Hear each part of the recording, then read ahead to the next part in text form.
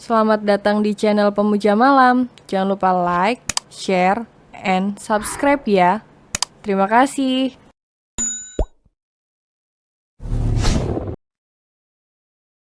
Chapter 12 di mana harga dirimu sebagai seorang pria. Elsa, Willy bergumam. Memberi kode pada Elsa dengan lirikan matanya. Ia berusaha bangkit. Namun pria berbadan besar itu menginjak punggungnya.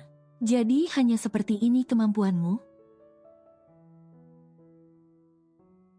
Ujar pria itu menekan kakinya di punggung Willy. Lalu bagaimana kau bisa sok heroik dengan kemampuan seperti ini?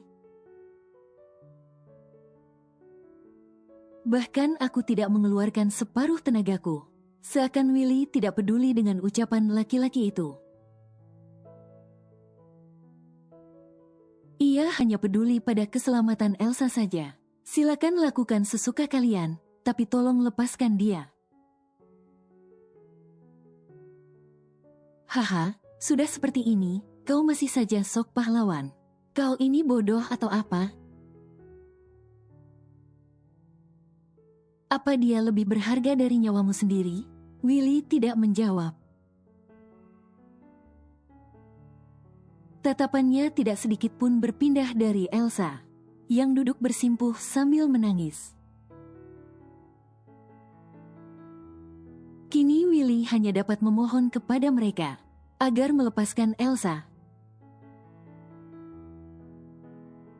Walaupun harus membayar dengan nyawanya, aku akan berikan apapun yang kupunya. Asal kalian lepaskan gadis itu, biarkan dia pergi. Dan bagaimana kalau aku menghabisimu saja dulu? Mari kita bersenang-senang. Laki-laki itu hendak melayangkan tendangan ke tubuh Willy. Akan tetapi sesosok tangan kekar melayangkan kepalan tinju ke wajahnya. Sehingga ia terlempar ke belakang. Elsa diam mematung.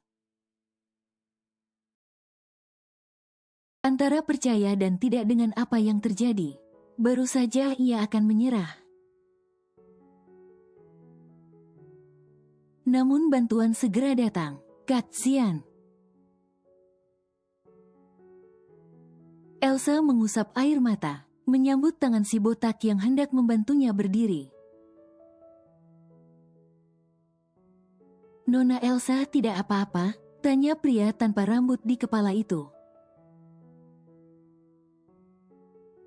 Aku tidak apa-apa. Dengan segera Elsa menghampiri Willy yang sedang berusaha bangkit. Lalu membantunya untuk bangun dan duduk di sebuah kursi. Ia mengusap darah yang mengalir di sudut bibir pria itu dengan jarinya. Pergulatan pun tak terhindarkan. Zian berkelahi dengan keempat preman jalanan itu. Membuat Elsa kembali mengkhawatirkan kakaknya. Ia melirik asisten bosnya itu, yang tampak sangat santai. Kenapa kau tidak bantu Katsian? Tanya Elsa pada botak yang terlihat tidak bergeming melihat bosnya dikeroyok. Bahkan laki-laki itu sangat tenang berdiri dengan melipat tangan di dada. Bos tidak butuh bantuanku. Bahkan dia tidak perlu mengeluarkan separuh tenaganya untuk melawan preman kecil seperti mereka. Jawaban botak membuat Elsa bernapas lega. Tidak mungkin ia akan diam saja jika bosnya dalam bahaya. Elsa kembali terfokus pada Willy, yang mengalami luka memar di beberapa bagian wajahnya. Apa ini sakit? Tanya Elsa. Lumayan, tapi tidak masalah. Kau baik-baik saja, kan?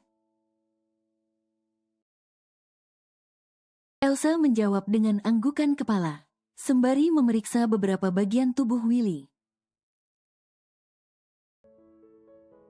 memastikan ada luka atau tidak. Willy memperhatikan Zian yang berkelahi dengan beberapa pria sekaligus tanpa tersentuh sedikit pun. Sedangkan dirinya tadi sampai babak belur. Karena tidak sanggup menghadapi keempat pria setan itu. Kurang dari 5 menit. Preman-preman itu telah tumbang di tangan Zian dengan mudahnya. Pria berwajah khas Turki itu menatap dingin. 4 pria yang telah tersungkur di sana. Pergi sebelum aku membunuh kalian. Ucapnya penuh ancaman, sehingga para preman itu segera bangkit dengan sisa tenaganya. Lalu buru-buru pergi dari sana. Ancaman Zian sepertinya berhasil menakuti mereka. Zian kemudian menghampiri Elsa dan Willy. Kau tidak apa-apa? Tanya Zian pada Willy. Tidak apa-apa. Baguslah. Ia mengulurkan tangan pada Elsa. Ayo Elsa, kita pulang. Elsa menatap kakaknya itu dengan bingung. Kedua matanya masih mengeluarkan cairan bening melihat Willy terluka. Tapi bagaimana dengan Kak Willy? Dia terluka, Kak. Jangan khawatir, itu hanya luka kecil dan tidak akan membunuhnya, ujarnya. Ayo Elsa, aku tidak mau meninggalkannya, Kak. Dia terluka karena melindungi aku. Zian menghembuskan napas frustrasi. Kemudian menarik pergelangan tangan Elsa dengan paksa, sehingga Willy melepas genggamannya. Walaupun sedikit tidak rela, Elsa pun segera mengembalikan kunci mobil milik Willy yang tadi diberikan padanya. Tidak usah mengkhawatirkannya berlebihan. Dia seorang dokter, dia tahu apa yang harus dia lakukan saat terluka. Lagi pula, itu hanya luka kecil. Zian melirik Willy setelahnya. Menghadapi penjahat kecil seperti mereka saja kau tidak bisa. Lalu bagaimana kau merasa mampu menjaga Elsa? Tanya Zian dengan wajah datarnya. Lalu kemudian melingkarkan tangannya di bahu adiknya itu. Cih, dasar mafia, kau pikir enak dipukuli seperti tadi? Gerutu Willy dalam batin. Tapi, Kak. Elsa mencoba menyela. Tidak ada tapi-tapian. Kalau dia mencintaimu, dia akan berjuang untukmu. Tapi sejauh ini aku belum melihat usahanya untuk menjadi layak bagimu. Dan ingat satu hal, kau sudah dijodohkan dengan Rafli. Zian berbicara dengan suara lantang. Seolah ingin Willy mendengar apa yang ia katakan pada Elsa. Enak saja, Elsa hanya akan menikah denganku. Sudah Elsa, berhentilah menangis. Dia tidak apa-apa.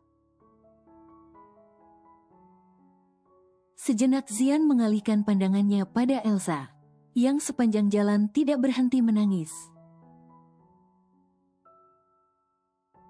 Tapi dia terluka karena melindungiku, Kak. Ucap Elsa berusaha menahan air matanya. Namun semakin ia berusaha menahan, semakin air mata meluncur bebas. Menyadari kesedihan adiknya, Zian mengurangi kecepatan. Kemudian menepikan mobil. Apa kau benar-benar mencintai dokter mesum itu? Tanya Zian curiga. Bukankah kau bilang tidak memiliki perasaan sejauh itu padanya? Bukan begitu, aku hanya merasa bersalah, lirihnya. Lagi pula, aku sudah menyetujui perjodohan dengan Rafli. Untuk apa Kak Zian menanyakan aku mencintai dokter itu atau tidak? Zian menghela napas panjang, menyembunyikan senyum tipis yang hadir di sudut bibirnya. Lalu kembali melajukan mobil. Malam itu, setelah diantar pulang oleh si botak,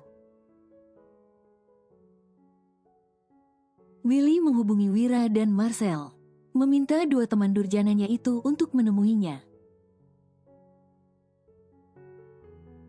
Marcel dan Wira begitu terkejut mendapati wajah Willy yang lebam, sebab selama mengenal Willy, ia sama sekali tidak pernah terlibat keributan dengan siapapun. Dengan menahan emosi, Willy mengadukan pada dua temannya mengenai apa yang dialaminya tadi, tentang 4 orang preman jalanan yang memukulinya tanpa belas kasih. Ini memalukan, kau sampai babak belur dipukuli seperti ini oleh penjahat kecil.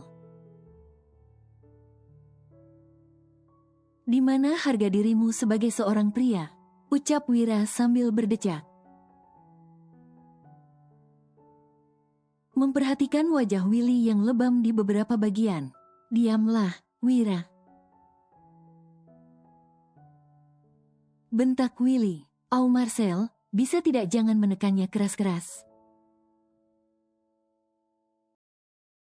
Gerutu Willy saat Marcel menekan kapas obat kuat-kuat di wajahnya. "Kau pikir ini tidak sakit? Ini juga sudah pelan. Kau ini cengeng sekali." Ia kembali mengusap wajah Willy sambil menekannya kuat, membuat Willy terus mengucapkan ribuan sumpah serapahnya dan memaki Marcel. Wira menjatuhkan tubuhnya di bibir tempat tidur. Ia menepuk bahu Willy, membuat laki-laki itu mengaduh. Sebab punggung dan bahunya ikut menjadi korban kekejaman pria tadi. "Au, sakit. Makanya jangan sok pahlawan. Kalau sadar sedang dalam bahaya, kenapa tidak hubungi kami? Malah kau menghadapi mereka sendirian." Wira balas menggerutu. Antara kesal dan kasihan dengan sahabatnya itu. "Mana aku sempat, bodoh," seru Willy. Situasinya genting. "Aku tidak kepikiran untuk menghubungi siapapun," jawabnya seraya mendesis menahan sakit. "Marcel, pelan sedikit. Kau mau mengobati atau membuat wajahku semakin bonyok?" Marcel mengatupkan bibir, menahan tawa sambil terus menekan kuat lebam di wajah Willy. Satu hal yang membuatnya lega, setidaknya kini rasa bersalahnya pada Willy sedikit terobati. Setelah meyakini Willy tidak lagi terbelenggu oleh masa lalu, Elsa, seorang gadis yang terbilang masih sangat muda, benar-benar telah berhasil merebut hati dokter playboy itu. "Sabar." Marcel mengusap dada Willy. "Akhir-akhir ini kau menjadi sangat pemarah." "Biar saja." Ia menyingkirkan tangan Marcel dari wajahnya dengan kesal. Kemudian melirik Wira. "Kau punya rekomendasi guru bela diri, tidak?" Pertanyaan Willy membuat bola mata Wira membeliak. Seakan laki-laki itu tidak percaya dengan pendengarannya sendiri. Sebab selama ini, Willy tidak pernah tertarik sedikit pun. dengan yang namanya belajar ilmu bela diri. Kau serius mau belajar ilmu bela diri? Memang kapan aku bercanda? Wira terkekeh, membuat Wira semakin kesal. Jadi sebenarnya kau mau belajar ilmu bela diri? Karena mau menunjukkan pada si mafia itu, kalau kau juga bisa menjaga Elsa, begitu? Sebuah pertanyaan mengandung ledekan yang membuat Willy mendesah kesal. Ia meraih bantal dan melemparkan ke wajah Wira. Lupakan tentang calon kakak ipar durjana itu, bentaknya. Aku ada misi yang lebih penting dari sekedar memikirkan mafia itu. Misi. Wira dan Marcel saling melirik. Entah hal gila apa lagi yang sedang direncanakan oleh Willy. Yang jelas, apapun rencana Willy, sudah pasti akan melibatkan mereka berdua. Laki-laki itu meraih selembar kertas yang berada di atas meja nakas, lalu meletakkan di dada Wira dengan kasar. Ambil ini, bukanya nanti saja kalau sudah sampai di rumah. Sekarang, aku mau istirahat, jadi kalian silakan pulang. Tanpa rasa berdosa, Willy mengusir kedua temannya dari rumah. Hadeh, dasar teman durjana, setelah meminta kami datang, sekarang mengusir seenaknya. Gerutu Marcel, malam sudah larut. Wira baru saja tiba di rumah dengan diantar oleh Marcel. Begitu akan turun dari mobil, Marcel menarik bahunya, membuat Wira terduduk kembali. Apa? Tanyanya kesal. Mana kertas bodoh yang diberikan Willy padamu tadi? Aku mau lihat. Marcel menengadahkan tangannya. Meminta selembar kertas yang tadi dilemparkan Willy pada Wira, sambil menghela napas panjang. Wira mengeluarkan kertas dari saku kemeja, lalu membukanya. Dirinya pun merasa penasaran dengan isi surat misterius itu. Walaupun sebenarnya, dalam hati, sudah bisa menebak apa yang ditulis Willy. Cari penjahat ini, dia memukuliku dan menginjak punggungku dengan kasar. Ucap Wira membaca tulisan tangan Willy di kertas itu. Ada pula sebuah gambar wajah buatan Willy, beserta ciri-ciri pria yang memukulinya. Haha, kau lihat, dia itu tidak pernah berubah, iya. Masih saja pendendam. Aku sudah menduga dia akan memintamu. Mencari penjahat kecil yang memukulinya, walaupun sampai ke ujung dunia. Tawa Marcel dan Wira pun menggema, teringat masa sekolah dan kuliah, di mana Willy akan mengadukan siapapun yang memukulinya, dan meminta Wira membalaskan dendamnya. Tapi bagaimana kita menemukan orang ini? Tidak ada petunjuk sama sekali. Tanya Wira, itu mudah saja. Di taman pasti ada rekaman CCTV. Kau bisa minta orang menyelidiki dari sana. Semoga saja orang yang memukuli Willy benar-benar hanya preman jalanan biasa. Ya ampun, kenapa kisah cinta Willy harus serumit ini? Gumam Wira. Menghadapi mafia itu tidak mudah. apalagi kalau ada onde-onde itu. Benar, aku yakin mereka akan melakukan sesuatu lagi. Untuk memisahkan Willy dan Elsa. Tapi kita tidak akan diam saja. Akan kuculik onde-onde itu untuk dijadikan sesajian. Kalau berani macam-macam, ucap Wira dengan percaya dirinya.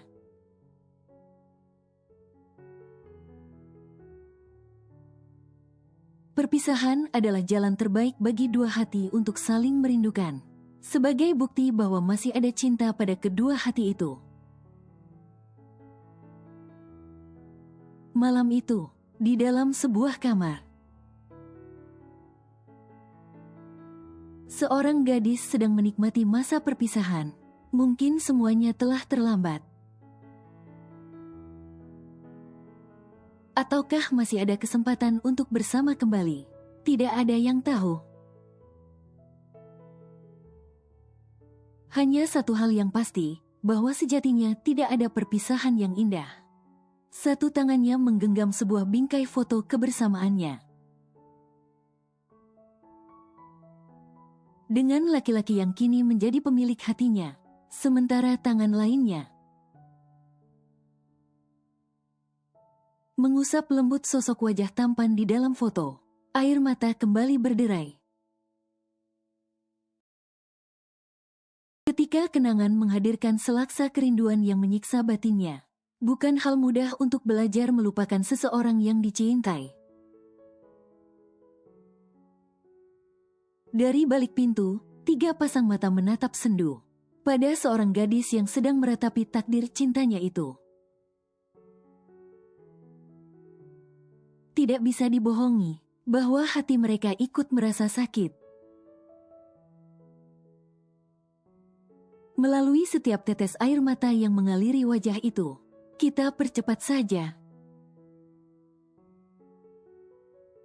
Aku tidak bisa melihat Elsa terus bersedih seperti sekarang. Suara Fahri memecah keheningan di sebuah ruangan. Ia memang kakak Elsa yang paling cemburuan, namun yang memiliki hati paling penyayang kepada ketiga adiknya. Aku juga menyerah, Kak. Aku tidak tega kalau Elsa terus-menerus seperti itu. Evan ikut menambahkan, yang membuat Zian menarik napas dalam. Dia bisa terus pura-pura ceria di hadapan kita dan terlihat baik-baik saja. Tapi saat sendiri, dia akan menangis. Zian melirik 2 saudaranya bergantian. Hatinya pun merasakan hal yang sama. Tidak sanggup jika adik kesayangannya harus terbelenggu oleh kesedihan. Apalagi hanya karena seorang dokter playboy seperti Willy. Baiklah, kalau begitu kita percepat saja, ucap Zian diikuti anggukan kepala oleh 2 saudaranya. Evan, kau urus semuanya. Lebih cepat lebih baik. Baiklah, aku akan bicara dengan Rafli besok. Zian kemudian meraih benda pipih berbentuk persegi panjang di atas meja. Mengetikkan sebuah pesan. Lalu menyeringai misterius setelahnya. Kurang dari 30 menit. Laki-laki berkepala plontos pun masuk ke ruangan itu dengan penuh semangat. Seperti telah dapat menebak. Jika dirinya akan mendapat sebuah tugas yang menyenangkan. Saya selalu siap menjalankan perintah, bos.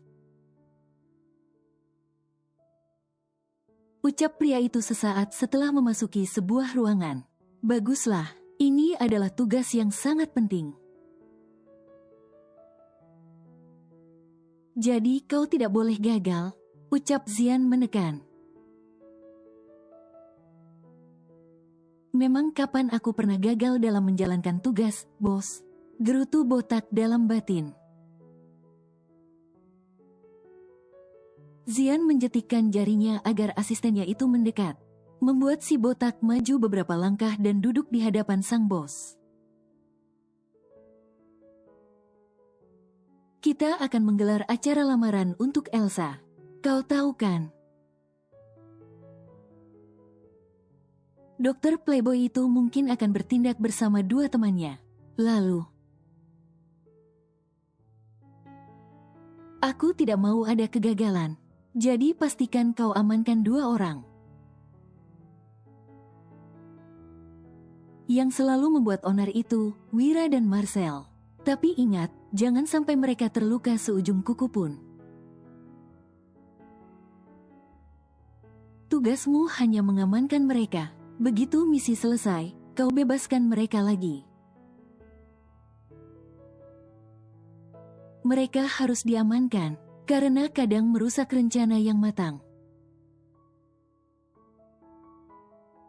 Sepertinya angin segar sedang berhembus bagi si kepala onde-onde itu. Terlihat dari senyumnya yang begitu lebar.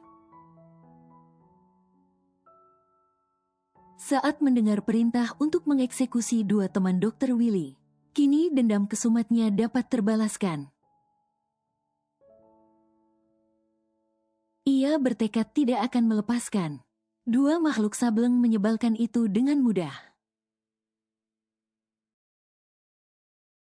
Siap, bos. Menculik mereka bukan sesuatu yang sulit.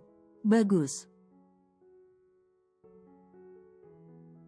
Zian terlihat cukup puas dengan jawaban sang asisten. Tapi ini adalah misi rahasia. Jadi jangan sampai masalah lamaran ini tercium media. Baik, bos. Sahut botak seraya menganggukkan kepala. Walaupun ia sedikit heran. Mengapa sang bos meminta agar media jangan sampai mencium mengenai rencana lamaran itu? Di sebuah rumah sakit tempat Willy bekerja. Apa, lamaran? Bagai sebuah sambaran petir di siang hari. Seluruh tubuh Willy seakan bergetar, mendengar informasi yang baru saja dibawa oleh seseorang yang merupakan suruhan Wira untuk mengintai pergerakan keluarga Askara dan Rafli. Iya, menurut informasi yang aku dapat, Rafli akan melamar Elsa minggu besok. Mereka sedang menyiapkan segalanya. Willy menjatuhkan tubuhnya di kursi kebesarannya dengan frustrasi. Rasanya lebih baik mati, daripada harus melihat pujaan hatinya duduk di pelaminan dengan orang lain. Jika dulu ia menyerah pada Sanum demi menjaga persahabatan dengan Marcel, namun kini ia tidak ingin jatuh ke dalam kesalahan yang sama. Apapun akan dilakukannya demi Elsa. Baiklah, di mana si Keong itu akan melamar Elsa?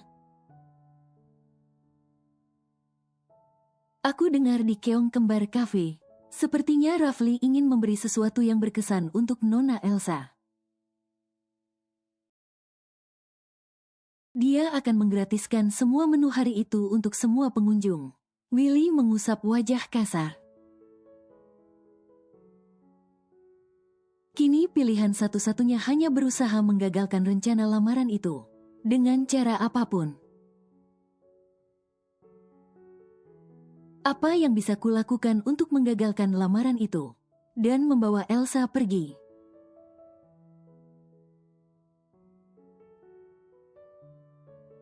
Tiga pasang kaki sedang mengendap-endap bagaikan kawanan perampok. Sambil mengintip dari balik tembok sebuah rumah mewah, tampak dijaga ketat oleh beberapa petugas keamanan.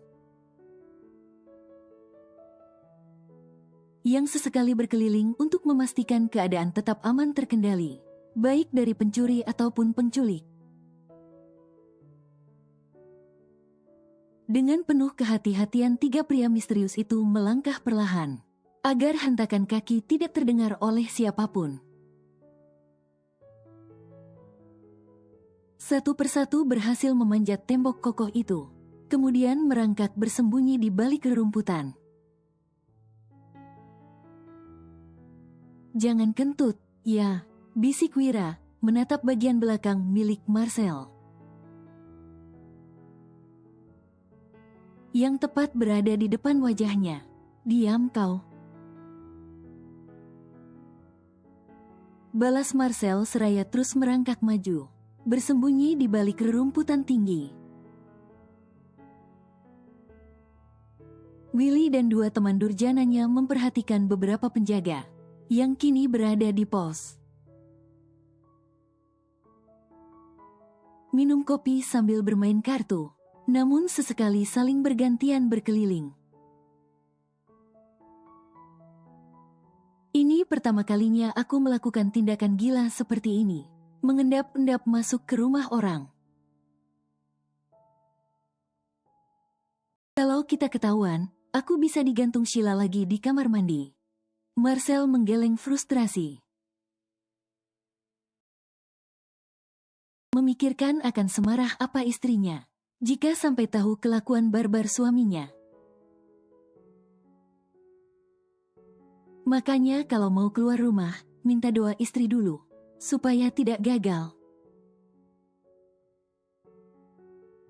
Ucap Wira membuat Marcel menepuk kepala temannya itu. "Bangsyat kau. Masa iya mau membobol rumah orang harus minta doa istri? Doa istri kan rahasia keberhasilan suami." Bukannya mengintai dengan baik, dua orang itu malah sibuk membicarakan tentang doa seorang istri. Sejenak mengabaikan Willy, yang sedang berpikir keras mencari cara agar bisa masuk ke dalam kamar Elsa. "Will, rumah ini lumayan besar. Kamar Elsa yang mana?" Tersadar dengan maksud dan tujuan mereka menyusup ke rumah itu, Wira mengintip dari balik punggung Willy, meneliti rumah besar itu. Kamarnya di sudut sana, yang dekat dengan pohon besar itu. Willy menunjuk arah sana, di mana kamar Elsa berada. Marcel melirik pos penjaga yang jaraknya tidak begitu jauh dari mereka. "Rumah ini dijaga dengan ketat. Bagaimana cara kita ke sana?" "Tenang saja, aku sudah pernah melakukannya dan mereka tidak tahu. Waktu itu aku menculik Elsa dan membawanya ke villa di puncak." Ucap Willy membuat Wira dan Marcel terbelalak. Mereka tidak pernah menyangka sebelumnya jika Willy bisa nekat melakukan tindakan segila itu, masuk diam-diam ke dalam rumah keluarga Askara dan menculik adik mereka bukan sesuatu yang mudah. "Kau sudah gila rupanya. Pantas saja trio Askara tidak menyukaimu," bisik Marcel. Sepertinya situasi sudah aman. Salah seorang penjaga yang berkeliling sudah kembali ke pos penjaga. Willy memberi kode pada Wira dan Marcel agar mengikuti langkahnya, kembali merangkak di antara semak belukar hingga tiba di sebuah pohon besar. Ia melirik ke sana kemari, memastikan keadaan aman sebelum memanjat pohon. "Kalian tunggu di sini untuk mengawasi keadaan. Kalau terjadi sesuatu yang berbahaya, beri tanda dengan menirukan suara kucing." "Suara kucing? Tidak ada yang lebih berkelas?" tanya Wira diikuti tepukan di kepalanya oleh Marcel. "Memang kau mau menirukan suara apa?" "Burung." Jawaban Wira membuat Marcel terkekeh. Memang burungmu bisa apa selain bersiul di kamar mandi? Sembarangan. Don't underestimate the power of a burung. Ucap Wira dengan bahasa asing ala kadarnya.